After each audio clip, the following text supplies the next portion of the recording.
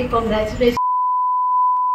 Thank you. We hope you have very cute healthy babies like this and all the best wishes.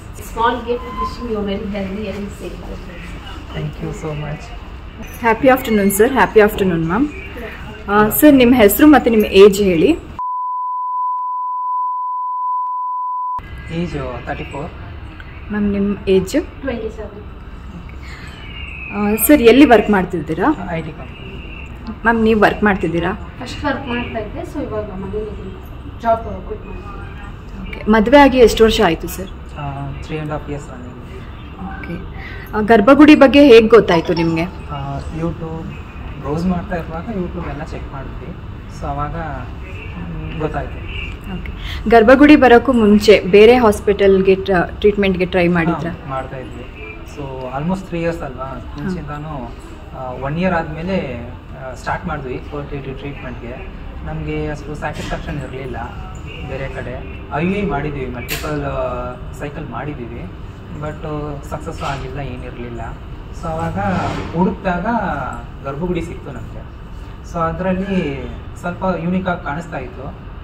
Refer ಮಾಡಿದ್ದು ರೀತಿ ಮಾತಾಡಿದ್ದೆಲ್ಲ ನೋಡಿಬಿಟ್ಟು ಸರಿ ಇಲ್ಲಿ visit ಮಾಡೋಣ, treatment ತಗೋಬೇಕಂತ ಬಂದಿಲ್ಲ, ಜಸ್ಟ್ ವಿಸಿಟ್ ಮಾಡೋಣ ಅಂತ ಬಂದಿದ್ವಿ. ಆವಾಗ ಮ್ಯಾಮ್ ನಾವು ಫಸ್ಟ್ ಮೀಟ್ ಮಾಡಿದಾಗಲೇ ಅವ್ರು ಎಕ್ಸ್ಪ್ಲೇನ್ ಮಾಡಿದ್ದು ರೀತಿ ಅದೆಲ್ಲ ನಮ್ಗೆ ಸ್ವಲ್ಪ ಮೋಟಿವೇಟ್ ಆಯಿತು. ಸರಿ ಇಲ್ಲೇ ಟ್ರೀಟ್ಮೆಂಟ್ ಮಾಡೋಣ ಅಂತ ಅನ್ನಿಸ್ತು. ಅದಕ್ಕೋಸ್ಕರ ಸ್ಟಾರ್ಟ್ ಮಾಡಿದ್ವಿ. ಅದು ಸಕ್ಸಸ್ ಆಗಿ ಈಗ ನಿಂತಿದೆ. ಓಕೆ ಸರ್, ಇದು ನರ್ಸಸ್ ಬಗ್ಗೆ ಡಾಕ್ಟರ್ಸ್ ಬಗ್ಗೆ ಏನಾದ್ರು ಹೇಳೋಕ್ಕೆ ಇಷ್ಟಪಡ್ತೀರಾ? ಹೇಳ್ತಾ ಇದ್ರೆ ದಿನಪೂರ್ತಿ ಹೇಳ್ತಾ ಇರ್ಬೋದು, ಅಷ್ಟು ಸಪೋರ್ಟಿವ್ ಆಗಿ ಎಲ್ಲ ಮಾಡ್ತಿದ್ರು. ಎಲ್ಲ ಕೋಆಪ್ರೇಟ್ ಮಾಡಿದ್ರು ಚೆನ್ನಾಗಿ. ಲೈಕ್ ಡಾಕ್ಟ್ರು ಅಷ್ಟೇ, ಫಾರ್ಮಸಿಸ್ಟ್ ಅಷ್ಟೇ, ಎಂಬ್ರಾಯ್ಡಿಸ್ಟ್ ಅಷ್ಟೇ, ಅಲ್ಲಿ ಲ್ಯಾಬ್ ಟೆಸ್ಟ್ ಮಾಡುವಾಗಲೂ ಅಷ್ಟೇ, ಎಲ್ಲ ಕಡೆಯೂ ಒಳ್ಳೆ ಸಪೋರ್ಟ್ ಸಿಕ್ತು. ಈಸಿಯಾಗಿ ಆ್ಯಕ್ಸಸ್ ಮಾಡೋಂಗೆ ಇತ್ತು. ಏನಾದರೂ ತೊಂದರೆ ಆದಾಗಲೂ ಕಾಲ್ ಮಾಡಿ ವಿಚಾರಿಸ್ಕೋಬೋದಾಗಿತ್ತು. ಎಲ್ಲ ರೀತಿಯಲ್ಲೂ ನಮಗೆ ಅನುಕೂಲ ಆಯಿತು. ಸರ್ ಏನು ಟ್ರೀಟ್ಮೆಂಟ್ ತೊಗೊಂಡಿದ್ದು ನೀವು ಗರ್ಭಗುಡಿನಲ್ಲಿ? IVF. ಓಕೆ ಮೇಡಮ್, ಇದು pregnancy positive news first time ನೀವು ಕೇಳಿದಾಗ ಹೇಗಿತ್ತು ನಿಮ್ಮ ಫೀಲಿಂಗ್? ಆ್ಯಕ್ಚುಲಿ ನಂಗೆ ನಂಬಕ್ಕೆ ಆಗ್ತಾ ಇರಲಿಲ್ಲ, ತುಂಬ ಇಮೋಷ್ನಲ್ ಆಗ್ತಿದೆ. ನನಗೆ ಬ್ರೀತ್ ಮಾಡೋಕ್ಕೆ ಆಗ್ತಾ ಇರಲಿಲ್ಲ, ಅಷ್ಟು ನಂಗೆ ನಂಬಕ್ಕೆ ಆಗ್ತಾ ಇರಲಿಲ್ಲ.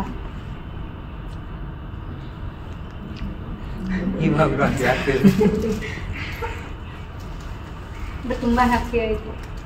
ಓಕೆ ಸರ್, ನಿಮಗೆ ಹೇಗಿತ್ತು feeling?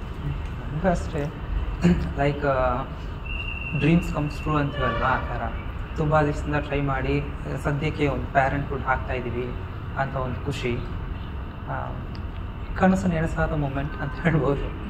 Okay doctor Priyanka ma'am, ಈ ಕಪಲ್ ಟ್ರೀಟ್ಮೆಂಟ್ ಬಗ್ಗೆ ಏನು ಹೇಳೋಕ್ಕೆ ಇಷ್ಟಪಡ್ತೀರಾ? ಒಂದು ಏನಂದರೆ ಅವ್ರು ತುಂಬ ಅರ್ಲಿ ಬಂದಿದ್ದರು. 1 year ಟ್ರೈ ಮಾಡಿದ ಮೇಲೆ ನೆಕ್ಸ್ಟ್ ಲೆವೆಲ್ ಟ್ರೀಟ್ಮೆಂಟ್ಸ್ ಎಲ್ಲ ಮಾಡಿಸಿದ್ರು. ಅದು ತುಂಬ ಇಂಪಾರ್ಟೆಂಟ್ ಇರುತ್ತೆ, ಯಾವುದು ಟ್ರೀಟ್ಮೆಂಟ್ ವರ್ಕೌಟ್ ಆಗಲಿಕ್ಕೆ. ಆದಷ್ಟು ಬೇಗ ನಾವು ಟ್ರೀಟ್ಮೆಂಟ್ ಸ್ಟಾರ್ಟ್ ಮಾಡಿದರೆ ಒಳ್ಳೆ ರಿಸಲ್ಟ್ ಸಿಗುತ್ತೆ. Thank you ma'am. ಸರ್, ಇಷ್ಟು ದಿವಸ ನಮ್ಮ ಜೊತೆ ಇದ್ದೀರಾ, ಏನಾದ್ರು ಫೀಡ್ಬ್ಯಾಕ್ ಇಲ್ಲ ಸಜೆಷನ್ಸ್ ಕೊಡೋಕ್ಕೆ ಇಷ್ಟಪಡ್ತೀರಾ? ಹಾಂ, ಕೊಡ್ತಾ ಇರ್ಬೋದು. ಫೀಡ್ಬ್ಯಾಕ್ ಅಂದರೆ already you are doing good, there is nothing more. ಇನ್ನು ಸಜೆಷನ್ ಅಂದರೆ ಎಲ್ಲ ಸರಿಗಿದೆ, ಸ್ವಲ್ಪ ಸೀಟ್ಸ್ ಇನ್ಕ್ರೀಸ್ ಮಾಡ್ಬೋದು. ಪೇಷಂಟ್ಗೆ ಕಷ್ಟ ಆಗ್ತಿದೆ. That is my suggestion. Okay sir.